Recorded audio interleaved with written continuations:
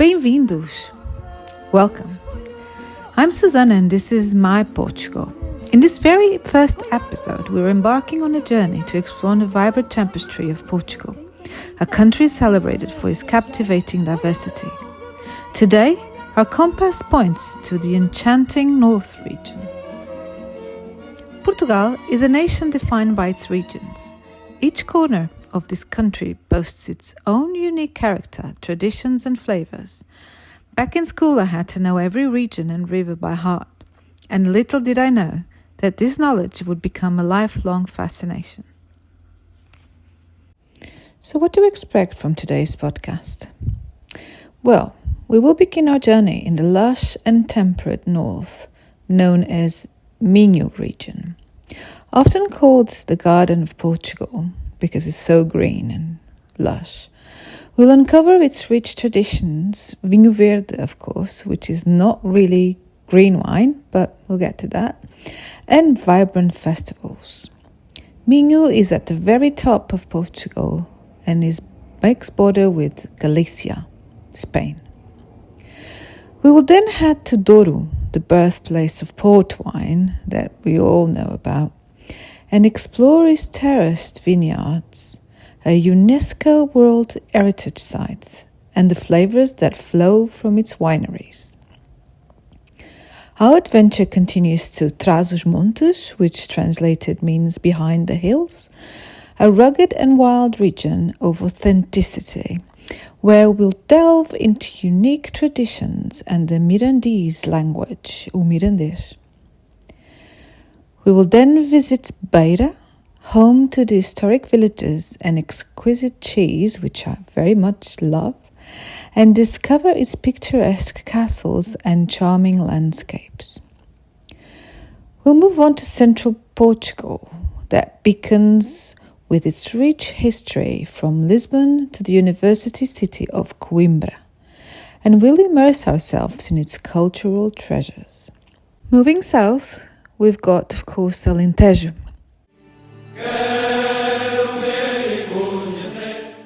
With its vast plains offering cork production and mouth-watering culinary traditions, and we'll savor every moment.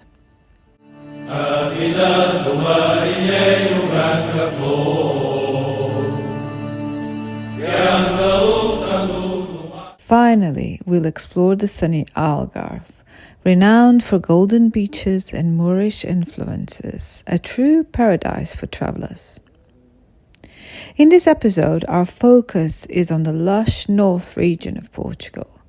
É mentira, é mentira, é mentira, sim senhor. Eu nunca pedi beijo, quem me deu foi meu amor. Let's begin. At the moment, the governmental structure is based on the 1976 constitution, adopted after the Carnation Revolution of 74, Revolução dos Cravos. In addition to defining the status of autonomous regions, regiões autónomas of the Açores e Madeira, the three levels of government are parishes, counties, and administrative regions. Currently, Portugal is divided by North Region, Centre Region, Metropolitan Area of Lisbon, Alentejo and Algarve, as well as Açores and Madeira.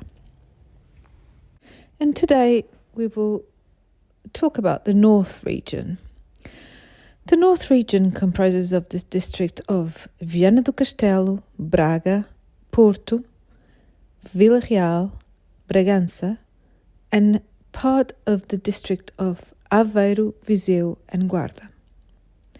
The northern region of Portugal is known by its rich history, including the city of Guimarães, the birthplace of Portugal, which we'll talk about further. It was initially inhabited by several pre-set Celtic tribes and Celtic before having commercial relationships and being visited, attacked and conquered by various people, really, including the Greeks, Carthaginians, Romans, Germanic, even Vikings, which I didn't know. The diverse culture includes folk traditions, delicious cuisine, and famous port wine, of course. In 2001, it was time to recognize the historic center of Guimarães and Alto Douro wine region as living evolutionary cultural landscape.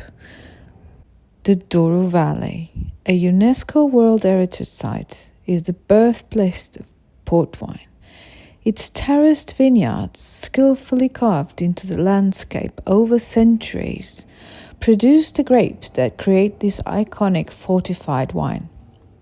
The unique microclimate, soil type, and altitude variations in the Douro Valley result in a diverse grape variety, contributing to the complexity of the port wine. Port wine isn't just known for its rich flavors, but also its ability to age gracefully. I wish. Some vintage ports can age for over a century, evolving in character and complexity.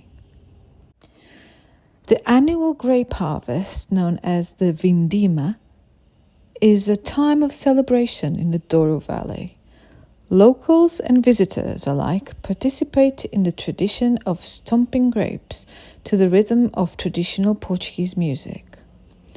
May I just say that Vindima Festival happens a little bit all over the country because there are different wine regions, and we will have an episode on that. In the north, there's plenty for tourists to see and visit. There's a growing number of products with a certificate of designation of origin. In addition to wines, there's also the olive oil, smoked meat, honey, and other agri-food products.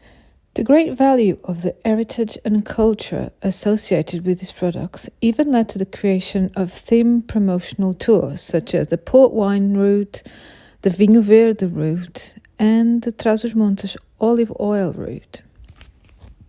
The quality of tourism is in continuous growth, based on rich gastronomy and plenty of outdoor facilities and activities of a recreational and sporting nature, contributing to a greater offer of adventure.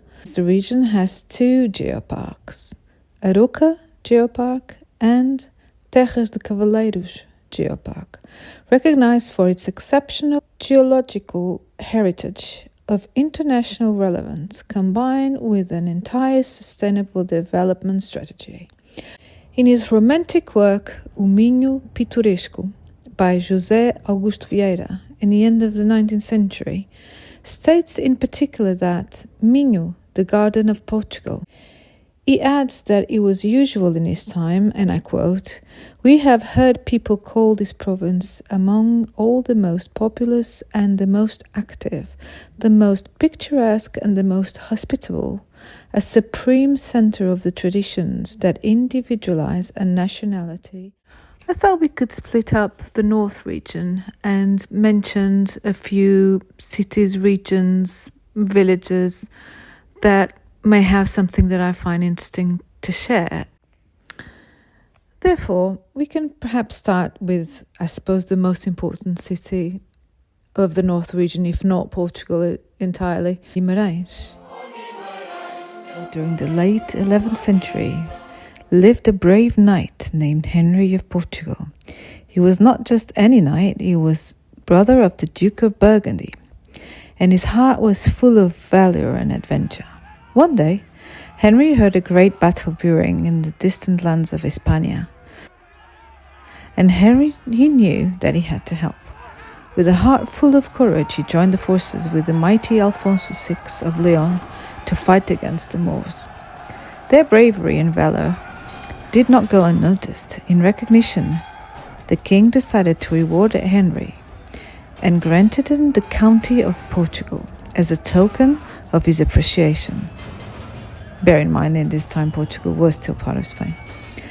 This title had been suppressed for some time due to past attempts by others to assert its independence, but now it was restored to its rightful place. Henry's journey didn't end there. As a part of his reward, he also blessed with the hand of Teresa, one of Alfonso's daughters, in marriage. Their love story blossomed amidst the battles and challenges they faced together. At the beginning, the county of Portugal was a dependent land under the Kingdom of Galicia, which in turn was part of the greater Kingdom of Leon. But as the years passed, Henry's heart longed for independence. He dreamt of a Portugal that could stand on its own. Sadly, Henry's life was cut short in 1112, leaving Teresa as the Countess of Portugal. She was not an ordinary lady. She was determined and ambitious, just like her husband. Her sister, Queen Urraca, had become the ruler of Leon after their father's passing, but Teresa had her own dreams of independence. In her pursuit of autonomy, Teresa formed alliances with those who could help her cause, sometimes even with her own sister's enemies. In 1116, the Portuguese people rallied and captured two Galician cities, Tui and Orense, which prompted Queen Urraca to attack Teresa's lands. But fate had other plans. A noble named Bishop Diego de Almires, a friend of one of Teresa's allies, led a revolt against Queen Urraca. Forced to seek peace, the two sisters reconciled for a while. In 1126, Queen Urraca passed away, and her son, Afonso VII, ascended to the throne. He demanded that Teresa became his vassal, but she refused to bow down. Afonso's response was to march upon Portugal in 1127, and in the midst of turmoil, the power shifted. Teresa's son, Afonso Henriques, rose to prominence, for his mother had lost the trust of the Leonese king. He became the new Count of Portugal, and Teresa found herself in a delicate situation. She became a pawn in the hands of a Galician nobleman called Ferdinand Pérez de Trava. Mother and son found themselves at odds, both longing for control of the county, but it was Afonso's supporters who truly yearned for complete independence. Indeed, Afonso Henriques, the brave young Count of Portugal, was not alone in his quest for independence. His determination was fueled by the support of people, the lords of the great Portuguese cities, the local church, and the countless others who yearned for freedom. You see, the counts who ruled over the lands of Portugal and Coimbra shared Afonso's dream of independence. They joined forces, and their unity making them even stronger in their resolve. Afonso VI of Leon, aware of the fervent desire for independence amongst the Portuguese, decided to consolidate Galicia under the rule of a single lord, chosen from his own kin. The battle lines were drawn, and the struggle for independence began. In a fierce battle, Afonso Henriques emerged victorious, marking the beginning of Portugal's journey toward independence. In the year of 1129, he proudly declared himself the Prince of Portugal, a symbol of his determination to lead his people to freedom. And in 1139, with even greater resolve, he assumed the title of King of Portugal, asserting the nation's sovereignty. Finally, after years of struggle and negotiation, Leon officially recognized Portugal's independence in the Treaty of Zamora in the year of 1143. It was a momentous occasion, one that marked the culmination of their arduous journey to freedom. How to get to Guimarães? If you do have a car, of course, it's the easiest way to get to from Porto, using the A3 motorway. It's also very easy to get there by train. From Porto, there's a direct train to Guimarães, which is really easy to get to, and I have done that myself. It's about an hour. Now let's talk about a few of the tourist points and the interesting things to see in the city of Guimarães. You can start by visiting the Church of Our Lady of Oliveira, Olive Tree. The Church of Nossa Senhora da Oliveira in Guimarães dominates the Largo da Oliveira and is the first Gothic monument erected in Minho and the Dom João I kingdom to commemorate the victory in the Battle of Aljubarrota, 1385, against Castile. Its origins date back to the monastery dedicated to the Saviour of the world, the Virgin of Santa Maria. The current building is the result of several renovations, highlighting architectural elements from different areas, in particular the bell tower, with Manueline characteristics in the main chapel, with classical architecture in Guimarães. Pass through the arcades of the old town hall of Guimarães is another thing to do while you're there. On the north side of Largo Oliveira in Guimarães, the medieval building of the old town hall stands out, whose construction began during the time of Dom João I at the end of the 16th century. On the ground floor, broken Gothic arches lead to the Largo de Santiago. Also, of course, explore St. James Square. The Oliveira and Santiago squares are the epicenter of life in the city of Guimarães. During the Festa Afonsina, which is the main party festival in the year, these areas of the city of Guimarães are transformed and takes us back in time. Legend has it that in the Apostle St. James brought an image of the Virgin Mary to Guimarães that would have been placed in a pagan temple in a square that became to be called Praça de Santiago or Santiago. Still preserving the medieval design of Guimarães, it is probably the most beautiful square in Portugal, and it's there that the nighttime activity in the city Guimarães is concentrated. Just a note to say that there will be pictures and some more references to these places that I'm mentioning so that you have a better idea what I'm talking about and can visualize it. I think it always helps on my social media. Now, one of the most important things, of course, has to be Guimarães Castle, which is a must visit if you're there. The area of the Guimarães Castle and the Paço dos Duques of Guimarães, passing by the church of São Miguel, are a must visit. The Paço dos Duques houses several rooms with exhibitions of sacred art, but you won't need anything inside for it to be worth a visit. The 15th century building is magnificent and constitutes one of the most beautiful examples of medieval Portuguese architecture. Guimarães Castle, closely linked to Portugal's independence struggles, is surrounded by a very pleasant garden where you can have a picnic in the summer, surrounded by children and young people who run and play surrounded by history. It is one of the places in the city that its residents are most proud of.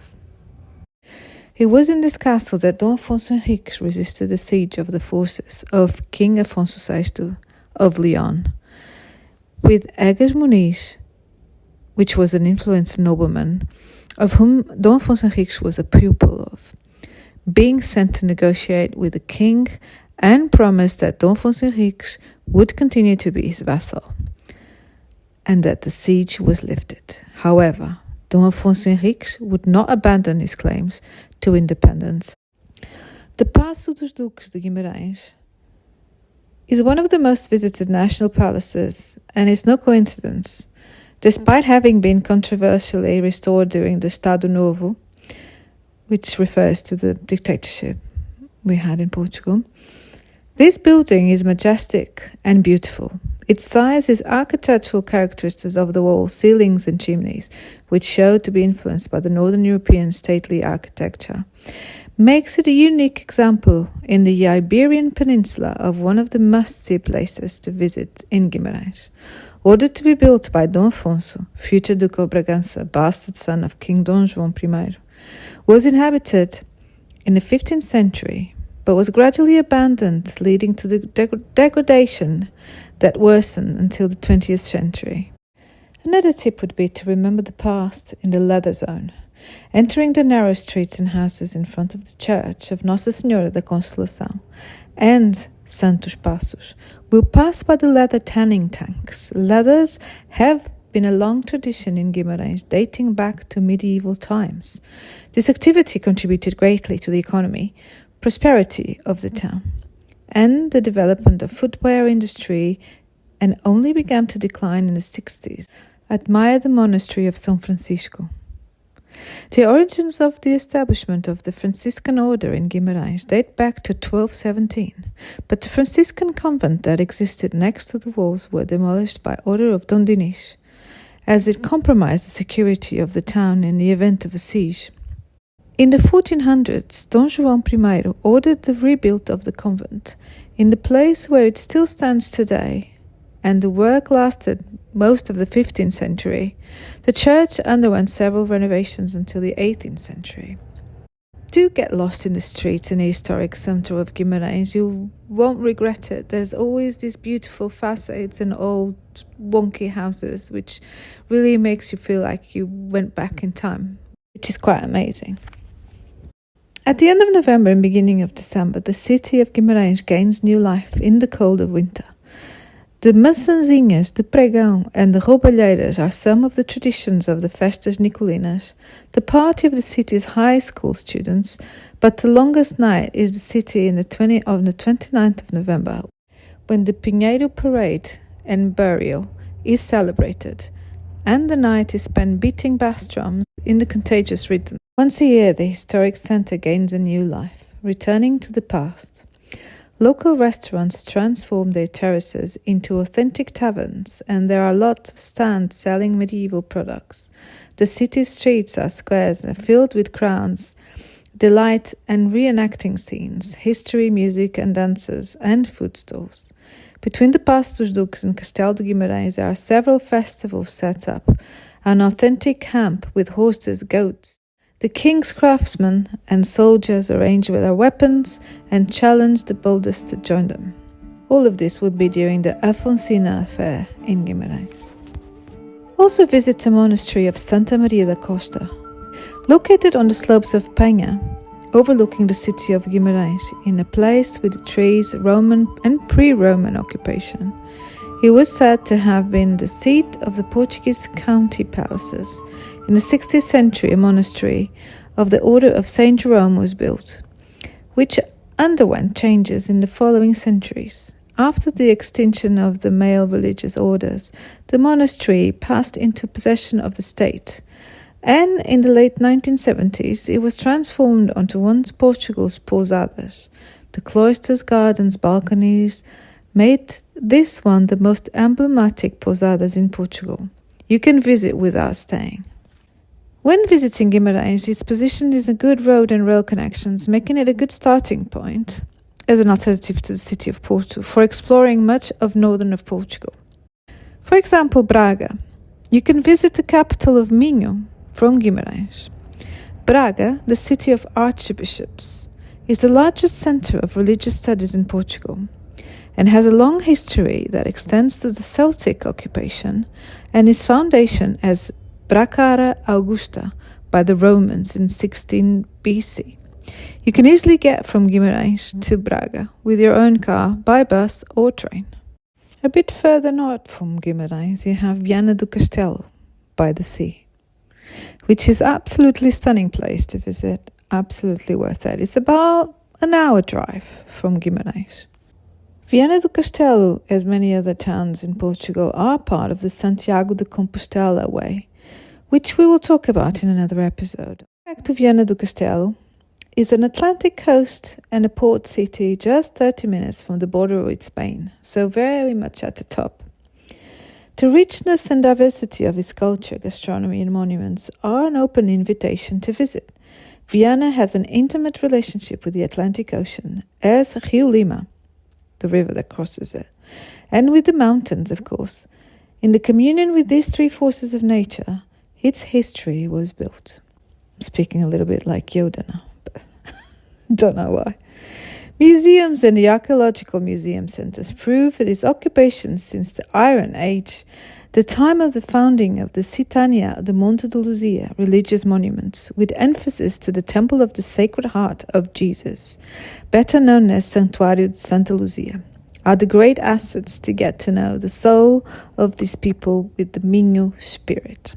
And of course, concerts and festivals, pilgrimage and Our Lady of Agony, cultural and recreational activities bring a lot of excitement to the city throughout the year and have more and more enough reasons to visit it.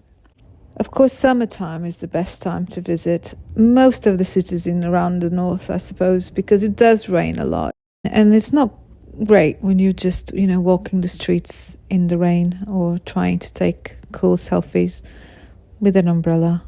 It kind of gets in the way. So yes, definitely summertime, anything between June and September, I'd say it's the best time.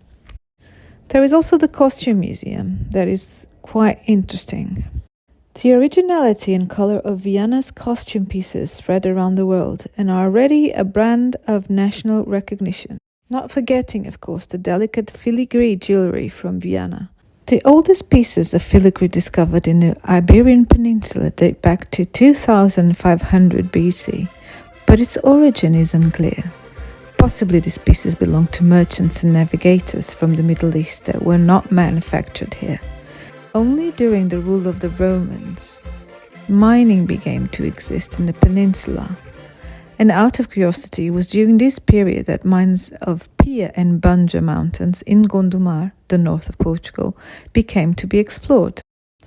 But only thousands of years later, in the 8th century, we managed to ensure with certainty that the filigree was being developed and produced in Portugal. New patterns emerged, and little by little the filigree of the peninsula became to differentiate itself from the filigree on other parts of the world. While in neighboring Spain the tradition of a filigree was lost, in Portugal it was refined. And from the 17th century, Portuguese filigree already had its own imagery and molds that were very different from any other filigree. Before we go, I would like to share that my Portugal extends its presence beyond audio. I'm active on social media platforms like Instagram, Facebook, and my own website. There, you can find intriguing photos, exclusive behind-the-scenes content, and additional insights that will enhance your experience. It's also a perfect way to connect with our community and get in touch. And for your convenience, you can find all the necessary links and information on the show notes. This is it for today, and I hope you enjoyed it as much as I did. Before we wrap things up, I just wanted to drop a quick note, as you might have noticed, that I don't have one of those fancy podcast microphones. Nope, I'm literally just speaking to my mobile phone. And as for the editing, well, I'm rolling with a free app on my trusty Apple device, so if things sound a bit rough around the edges, just think of it as that charming vintage vinyl crackle. I promise I'll work on making it smoother as we go along. Lastly, as you may have guessed, English isn't my first language, so if my accent tickles your funny bone or leaves you scratching your head at times, just remember, I'm trying my best to keep it entertaining and interesting. Thanks for tuning in, and I appreciate your patience, and stay tuned for more, because we're just getting started, and maybe sometime soon I'll be able to upgrade to a fancier mic. And até breve!